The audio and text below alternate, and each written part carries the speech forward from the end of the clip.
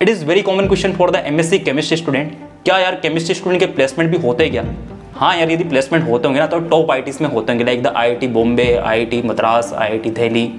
क्या lower IITs या फिर एनआईटीज़ में प्लेसमेंट होते हैं क्या? चलो ठीक है, मान के चलते कि यदि प्लेसमेंट होते भी होंगे तो यार हो सकता है कि 5, 6, 7, 8, 9, 10 लाख का प्लेसमेंट जाता हुआ। लेकिन यार ऐसा कुछ नहीं है। यदि आपके अंदर दम है और यदि आपके अंदर स्किल है तो आपके प्लेसमेंट को कोई रोक नहीं सकता है। तो यार आज अपन बात करने जा रहे हैं एक स्टूडेंट के साथ फ्रॉम द एनआईटी त्रिची, जो कि यार एमएससी केमिस्ट्री डिपार्टमेंट का एक स्टूडेंट है। उसका भी रिसेंटली प्लेसमेंट हुआ है और जो पैकेज जो गया है उसका गया highest package, that is the 27 LPA। तो यार बहुत बड़ी बात है एज ए केमिस्ट्री स्टूडेंट। तो यार वीडियो को जरूर एंड तक देखना, आपको बहुत अच्छा सीखने को मौका मिलेगा। थोड़ा सा वीडियो में दिक्कत जा रही है कैमरे की यार, तो थोड़ा बहुत सह लेना, ठीक है। तो चलो बढ़ते हैं वीडियो में आगे।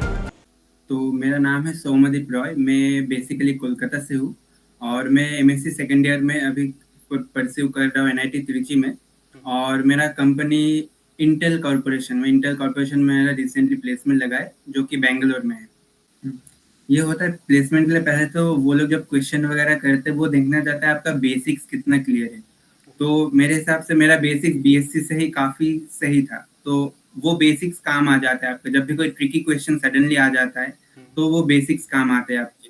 तो बेसिक्स के ऊपर फोकस करना है। उसके बाद जब जो कंपनी है उसके बारे में आपको रिसर्च करना होता है कि इस कंपनी में, मतलब कंपनी के पास्ट के बारे में, अभी प्रेजेंट में कौन से टेक्नोलॉजीज नए नए वो ला रही है। जैसे मैंने इंटेल में है तो इंटेल में क्या क्या कौन से प्रोसेसर्स वो मॉडिफाई कर रहे हैं, आगे का क्या काम वो प्लान कर रहे हैं। उनके वेबसाइट में जाके उनके कितने कितने सेंटर्स है। लाइक अभी बेंगलोर में है, हैदराबाद में 2 जगह सेंटर्स है। बेंगलोर में शायद 2-3 सेंटर्स है। उसमें जो हेडक्वार्टर है वहाँ पे शायद मेरा जो लोकेशन है वो हेडक्वार्टर वाला लोकेशन है।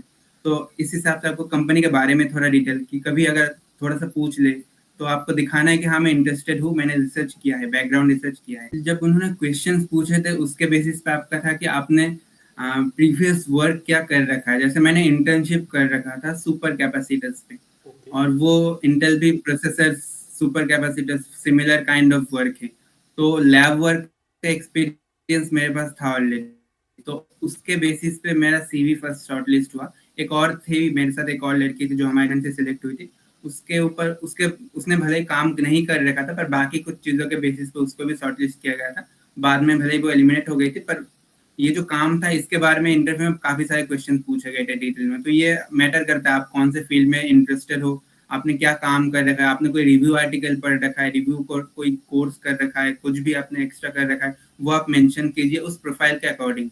तो उस हिसाब से आप अपने सीवी को उस हिसाब से मॉडिफाई कीजिए उस कंपनी के उस रोल के लिए। अभी प्लेसमेंट आपका हो चुका है तो अभी आपको कैसे क्या लग रहा है? अभी तो पहले तो ऐसे मतलब अचानक से आ गया था नोटिफिकेशन। हम सबको लगा था कि नहीं हुआ है, क्योंकि बहुत दिन हो गए कोई रिजल्ट नहीं निकला। तो हम लोगों ने सोचा था नहीं आया। मैं घर गया था तो अचानक से मैंने एक दिन देखा मेरे फोन पे 4-5 मिस कॉल आ रखे, सबने कॉन्ग्रेचुलेशन ग्रुप में लिख रखे। तो मैंने अचानक से फोन खोला, मैंने मम्मी को बोला, मम्मी बहुत खुश हो गई। मैं भी बहुत खुश हो गई। अच्छा हाँ, कैंपस प्लेसमेंट में ये होता है कि दोस्तों को पहले पता लग जाता है, उसके बाद अपने को पता लगता है कि हाँ भाई अपना प्लेसमेंट हो हाँ, गया उनको पहले है। उनको मेरी सैलरी से लेके कहाँ पे क्या है सब कुछ पता पहले लग गया। अच्छा, आपका केमिस्ट्री का कोर्स फ्रॉम आपके लिए से हेल्पफुल था प्लेसमेंट के लिए? बात है कि जो एमएससी केमिस्ट्री जो एनआईटी त्रिची में जो कोर्स किया जाता है ये थोड़ा सा ऐसा होता है, बहुत ज्यादा पैक्ड रहता है।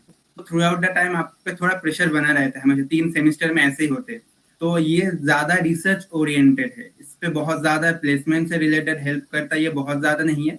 पर उससे कभी कभी होता है आपके बेसिक्स थोड़ा बहुत अगर आप क्लियर कर सको, कुछ टॉपिक आपको कोई कमजोरी है किसी टॉपिक में, बीएस में आपने सही से कर नहीं रखा था, तो उस पर आप थोड़ा काम कर सकते हो उस टॉपिक पे पर्टिकुलरली। पर अगर आप किसी एक चीज पे ज्यादा फोकस करने लगते हो तो दूसरी चीजों पे आपके नंबर कम होने लगते हैं। पर मार्क्स भी थोड़ा सा मैटर कर जाता है कि एवरेज एटलीस्ट 8 तो रखना ही होता है सीजीपीए, वरना तो थोड़ा सा कंपनी वही से थोड़ा सा शॉर्टलिस्ट करने में दिक्कत हो जाती है। कभी कभी आपको वो इंटर्नशिप वगैरह में शॉर्टलिस्टेड होने के लिए 8+ वो लोग कभी कभी देखते हैं, 7+ देखते हैं।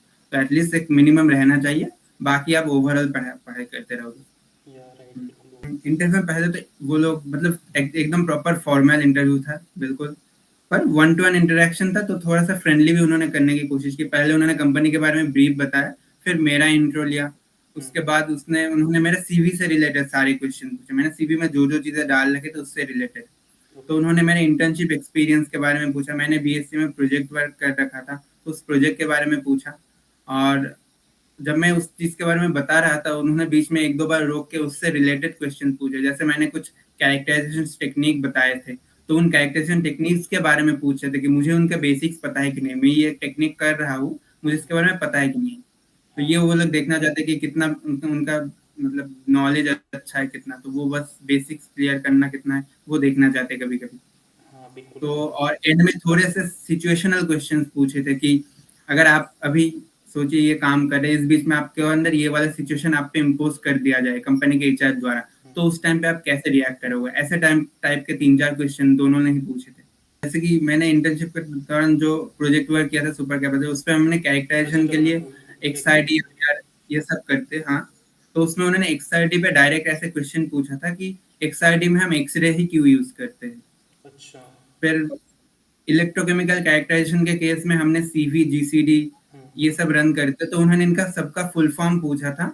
और इनसे हम मतलब अल्टीमेटली निकालते क्या है? सीवी से क्या निकलता है? जीसीडी से क्या निकलता है? मतलब इससे तुम अपने मटेरियल के बारे में क्या कंक्लूड कर रहे हो? ये पूछा था। राइट। और सिचुएशनल क्वेश्चन में एक मुझे याद है, उन्होंने ऐसे पूछा था कि सोचो आप अपना पूरा दिन आपका पैक्ड है, आपके सारे काम जो है आप पैक रखते हो हमेशा, तो प्लान्ड है पूरा। उस बीच में अचानक से आपके एचआर ने मतलब यूएस से कॉल आ गया कि आपके अचानक से एक मीटिंग है, आपको 2 घंटे निकालने हैं मीटिंग के लिए। हाँ, तो उस चीज़ को आप कैसे हैंडल बहुत सारे स्टूडेंट जो जनरली डाउट में रहते हैं कि यार कि आईआईटी से एनआईटी से मास्टर करने के बाद लाइक प्लेसमेंट्स वगैरह नहीं होता है, ठीक है, या फिर लाइक कितनी अपॉर्चुनिटीज़ वगैरह नहीं मिल पाती, तो आपका इस पॉइंट पे क्या कहना है स्टूडेंट को? बात है कि आईआईटीज़ एनआईटीज़ से प्लेसमेंट बहुत ज़्यादा तो नहीं होते मेरे हिसाब से। हम्म, कभी-कभी होते कुछ-कुछ डिपार्टमेंट का स्पेशली होता है, जैसे हमारे यहाँ एमटेक और बीटेक अगर कोई कर रहे हैं, तो उनमें बहुत ज़्यादा प्रोबेबिलिटी है, वो लोग आसानी से प्लेसमेंट मिलता है। हम्म, उनका तो शायद 90% से ऊपर ही है प्लेसमेंट का। राइट। पर अपने इधर हमारा थोड़ा-सा रिसर्च ओरिएंटेड ज़्यादा है, हमारा अभी रिसेंटली प्लेसमेंट का थोड़ा-सा ज़्यादा चल रहा है। अपने क्लास में टोटल 23 स्टूडेंट्स हैं, उनमें अभी तक 6 लोगों का प्लेसमेंट हुआ है। ठीक है, सबसे टोटल। पहले मेरा हुआ था, उसके अच्छा। बाद कंटिन्यू हुआ।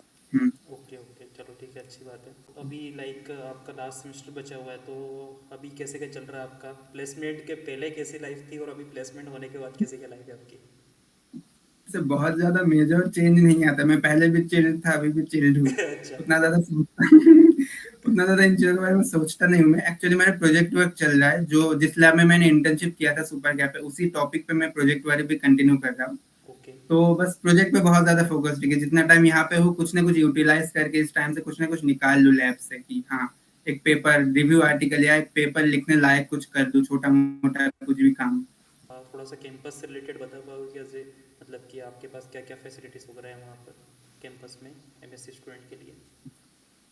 एमएससी स्टूडेंट के लिए देखिए प्रैक्टिकली बताओ तो एनआईटी में यहाँ पे बीटेक वालों के लिए थोड़ा ज़्यादा फैसिलिटीज़ मिलता है उन लोगों को। क्योंकि उनके पेरेंट्स लोग भी क्योंकि लोकल बहुत ज़्यादा लोग आते हैं यहाँ पे बीटेक वाले का, ओके। तो उनके लिए ज़्यादा फैसिलिटीज़ होती है। एमएससी लोग थोड़ा-सा कॉर्नर्ड फील करते हैं, पर मोस्ट रिसर्च वर्क सबसे ज़्यादा रिसर्च वर्क हमारे केमिस्ट्री डिपार्टमेंट से निकलता है एनआईटी में। और स्पेशली जिस लैब में मैंने एंटर किया है, इस लैब से सबसे ज़्यादा last year almost more than 30 to 40% पूरे एनआईटी का हमारे लैब से निकला था, ऐसा कुछ स्टैटिस्टिक्स है। तो उस हिसाब से कुछ स्पेसिफिक लैब्स वहाँ पे अगर आप कर रहे हो तो वो अच्छे हैं, फैसिलिटीज़ के हिसाब से अच्छे हैं। कुछ स्पेशल फैकल्टीज़ है जो बहुत ज़्यादा अच्छे से मतलब बहुत ज़्यादा बेसिक के तौर पे आपको पढ़ा सकते हैं। बहुत नॉलेजियस लोग लगते हैं, आप देख के रिस्पेक्ट करोगे, दिल से आएगा आपका रिस्पेक्ट। और कुछ है कि नॉर्मल जो हर एक जगह होता है, अच्छा बुरा मिक्स होता है। कुछ लगता है नहीं, ये सर तो उतना मतलब कन्वीनिएंट वे में पढ़ा नहीं रहे, ये तो बस नॉर्मल, ये तो जैम के टाइम में भी हमने पढ़ा था। ऐसे टाइप के भी टीचर्स मिलेंगे, हर जगह मिलते हैं, हर एरिया के। तो आपने इंटर एक्सपीरियंस अपना बता चुके हैं, तो लास्ट में एक क्वेश्चन मैं पूछना चाहूँगा कि आप अपने जूनियर्स को जो कि लाइक अभी आपके फर्स्ट ईयर के स्टूडेंट है अभी, या फिर अभी जो आईआईटी जिनके प्रिपरेशन कर रहे हैं, जो अभी आईआईटी से एनआईटी से आना चाहते हैं, उनको आप क्या सजेशन देना चाहोगे आपकी तरफ से? अगर ऐसा है देखिए कि अगर आपको एमएससी की कोर्स करना है, हम्म, तो मोस्टली होता है कि प्लेसमेंट के लिए 100% श्योर मत होइए। हो सकता है रिसर्च पे आपको जाना पड़े, पीएचडी कर रहे, हम्म, और हमेशा कैंपस से ही प्लेसमेंट हो ऐसी कोई बात नहीं। हो सकता है आप बाहर जाके अप्लाई करो। प्लेसमेंट अगर आपका बहुत ज़्यादा है कि मुझे प्लेसमेंट ही चाहिए, तो स्टार्टिंग से फोकस रहे कि हाँ, मुझे प्लेसमेंट ही चाहिए। कुछ राइट। लोग होते हैं दोनों के बीच में अटक जाते हैं, उनका ना प्लेसमेंट हो पाता है, ना रिसर्च में अच्छे से हो पाते। हम्म, तो वो नहीं होना चाहिए। अगर आप क्लियर है तो आप आइए, आप पर अगर आप यहाँ पे NIT त्रिची की बात करें तो फूड हैबिट मैटर करता है। थोड़ा खाने का प्रॉब्लम हो सकता है आपको स्टार्टिंग में, क्योंकि साउथ इंडियन खाना स्टार्टिंग में मिलेगा। जितने भी नॉर्थ इंडियन मेस है उनमें भी सुबह के टाइम पे एक बार का नाश्ता एटलीस्ट वो मिलता है, इडली डोसा वगैरह मिल जाता है। तो वो आपको थोड़ा सा एडजस्ट करके चलना पड़ेगा, उस हिसाब से आपको प्रिपेयर रहना पड़ेगा। और MSc के बाद यहाँ से क्योंकि प्लेसमेंट स्टार्ट हो गया, बहुत ज्यादा कोचिंग इंडस्ट्रीज आती है, फिटजी, एलियन, ये कोचिंग इंडस्ट्री आ जाती है। यहाँ पे आपका प्लेसमेंट इजीली हो सकता है। और ये इंटेल, ये थोड़ा एक्सेप्शनल कंपनी जो आया था तो यहाँ पे हो गया। और city union bank, federal bank, ये कंपनीज भी आ चुके हैं, तो इसमें भी काफी सही अच्छे खासे पोस्ट उसमें आपको चांस मिल सकता है। और गल्फ ऑयल कंपनी वो सबसे पहले आई थी, वो भी थोड़ा अच्छा है, खराब नहीं है, पर उसमें इंटरव्यू में थोड़े से टफ टाइप के क्वेश्चन पूछे थे। उसमें उन्होंने बिल्कुल कोर केमिस्ट्री के बेसिस पे चले गए थे। उन्होंने मोटर कैसे काम करता है, क्रूड ऑयल में क्या क्या कंपोजिशन है, ऐसे वाले बहुत डिफिकल्ट टाइप के क्वेश्चन पूछे थे। तो मैंने नहीं किया था, मेरा पहला ही इंटरव्यू था इंटेल वाला ही। और मेरे दोस्तों ने अप्लाई किया था उसमें, तो उन्होंने मुझे क्वेश्चन वगैरह बताया। तो उस हिसाब से आपको ऐसे मतलब मेंटली रेडी रहना पड़ेगा कि आप रिसर्च पे हो सकता है जाना पड़े, या फिर बाहर से आपको प्लेसमेंट लेना पड़े। जैसे कि अभी सोमदेव ने बताया, मेरा भी एक सजेशन रहता है कि यार आप ये चीज़ में सोचो कि यार मेरा प्लेसमेंट होगा कि नहीं होगा, वहाँ पर क्या होगा क्या नहीं होगा। ठीक है, वो आपके ऊपर ही डिपेंड करता है। मतलब कि लाइक आप थोड़ा बहुत रिलैक्स रहो, इन्जॉय करो। ठीक है, आप थोड़ी बहुत मेहनत करोगे तो फिर आपको चांस मिल जाएगा कि everything is depend on you. यदि मेहनत नहीं करोगे तो फिर आपका वही होगा जो सभी का होता है ना। हाँ, जैसे भैया ये हुआ था कि जो इंटरव्यू मतलब जो मेरा प्लेसमेंट में मेरे हिसाब से बहुत ज्यादा रोल रहा मेरे इंटर्नशिप का भी। ओके, क्योंकि मेरा प्रोजेक्ट वर्क तो मेरा है, पर इंटर्नशिप जो है वो मैंने एक्स्ट्रा, मैं घर जा सकता था उस टाइम पे, मतलब मेरे पास 1 महीने की गैप थी। मैं अगर घर जाता तो हो सकता मैं वो इंटर्नशिप नहीं कर पाता, पर मैं घर नहीं गया था कि घर के प्रति वो जो है वो आपको थोड़ा सा छोड़ना पड़ेगा। ठीक है, आपको टोटल 4 छुट्टियां मिलेगी, आप 2 में घर जाइए, 3 में घर जाइए, 1 में आप इंटर्नशिप के लिए यूटिलाइज कर लीजिए। तो बिल्कुल। वो आप इंटर्नशिप के लिए लैब में यूटिलाइज कर रहे हैं, तो उसके हिसाब से बाद में आपको ऑब्वियसली प्रिविलेज मिलेगा। या डेफिनेटली, मतलब क्या इंटर्नशिप का बहुत ज़्यादा से इफेक्ट पड़ता है, क्योंकि इंटरव्यूअर यही चाहता है कि ये स्टूडेंट जो कैंडिडेट हमारे इस कंपनी में आ रहा है उसको कहीं ना कहीं पहले से नॉलेज है कि नहीं, कहीं उसने प्रैक्टिकल प्रोजेक्ट्स वगैरह कुछ भी ऐसा कुछ करे कि नहीं करेगी। ठीक है, यदि उसको अच्छे से एक्सप्लोर होगा तो डेफिनेटली उसको प्रेफर करेंगे। तो ये बहुत ही अच्छी बात की आपने। और आई थिंक स्टूडेंट को इस चीज़ का ध्यान रखना चाहिए कि घर तो चलो ठीक है, आप ऑलरेडी अभी तक रहे हो, BSc के टाइम तक नहीं रहो तो चलो कोई दिक्कत नहीं, उसके बाद आप रह लोगे। बट आपको 1-2 छुट्टियाँ कहीं ना कहीं ऐसे मिस करनी पड़ेगी। बाई लक आपका रहा तो फिर वो आपको बहुत ज़्यादा से हेल्प कर सकती है आपके इंटरव्यू में।